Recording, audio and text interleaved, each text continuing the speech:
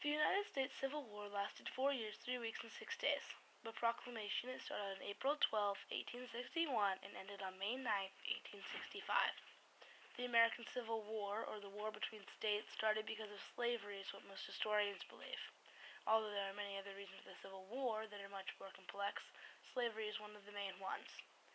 The North was becoming more and more industrial. Factories making goods were being given names like the American Way of Making, a dub name from Europe.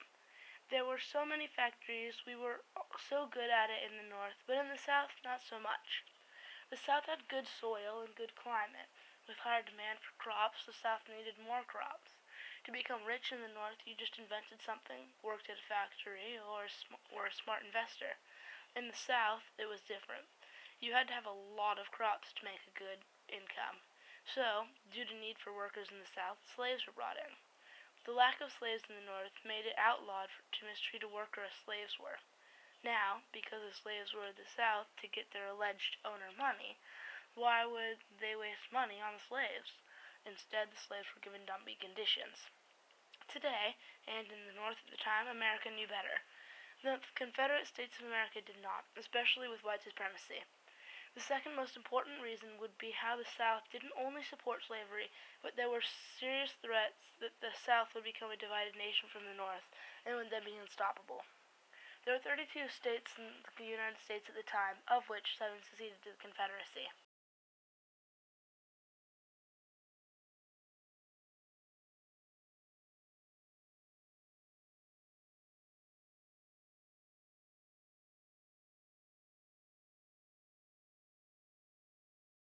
President Abraham Lincoln, who was newly elected president and head of the Union, did not want slavery, whereas Jefferson Davis, standing president of the Confederacy, did.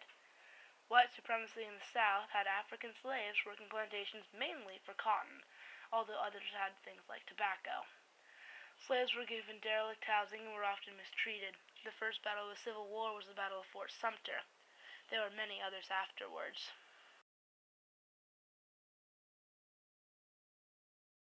4 years, 3 weeks, 6 days later, the Compromise of 1877 was passed, marking the end of the Civil War. The Civil War supposedly settled the disputes that the American Revolution left undone. Union cavalry captured the fleeing Confederate President Jefferson Davis in Georgia on May 10, 1865, and the Confederacy collapsed and the war ended. The process of rebuilding a nation without slavery began. Reconstruction, to some, failed miserably. It was a process of getting slaves, rebels, and the South back into the Union peacefully. Radical Republican leaders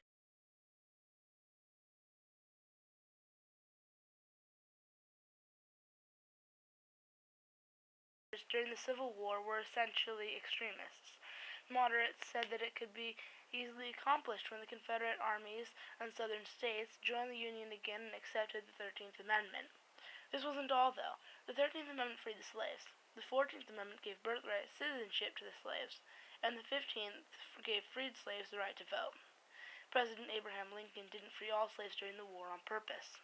While the war raged on, he let them be slaves, because he knew that if he let them go free, all the states with slavery, including some in the Union, would join the Confederacy, and there'd be no hope for the Union Army due to lack of troops.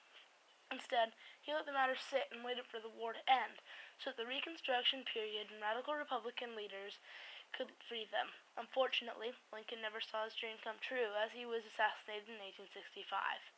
By 1870, all the former Confederate states had been admitted to the Union.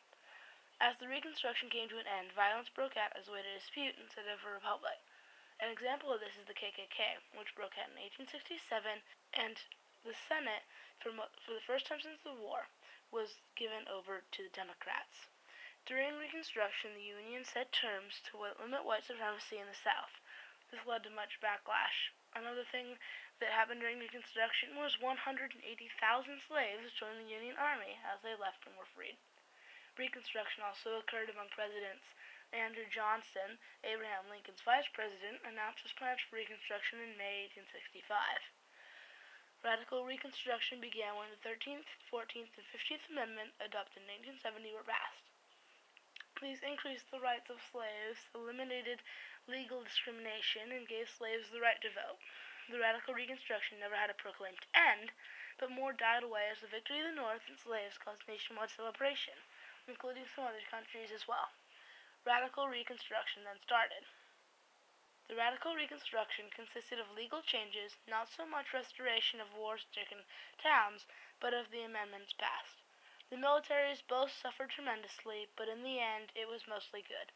Some people still argue if Reconstruction is happening. The Black Lives Matter movement was basically giving people of color equal rights, a topic supposedly covered by the Civil War. Today, debate is still out there, and there are many alleged answers, but white supremacy is going to be a problem that goes on for a very, very long time.